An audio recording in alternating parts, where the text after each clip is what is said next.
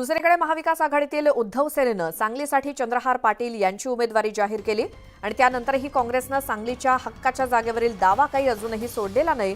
दरम्यान विजय वडेट्टीवारांनी सर्वांनी आघाडी धर्म पाळावं असं आवाहन केलंय, तर संजय राऊतांनी पत्रकार परिषदेनंतर सांगलीचा खुलासा होणार असल्याचं म्हटलंय।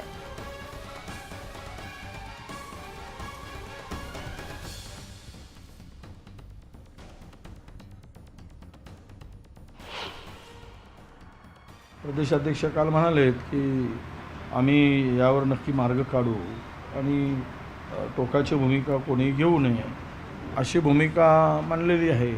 आता संजय राऊत त्यांची भूमिका थोडी अडमेंट आहे किंवा ॲग्रेसिव्ह आहे, तर हे जरा आघाडीचा धर्म पाडताना थोडं सामंजस्याची भूमिका घेतली पाहिजे अशी आमची मागणी आहे। चांगलं आहे ना, वडेट्टीवार योग्य बोलत आहेत। आता या विषयावरती फार चर्चा न करता उद्याच्या संयुक्त पत्रकार परिषदेनंतर तीनही पक्षांनी आणि इतर आमच्या घटक पक्षांनी एकत्र येऊन 48 जागावर महाविकास आघाडीचा उमेदवारांचा प्रचार जोरात करावा ही आमची भूमिका आहे।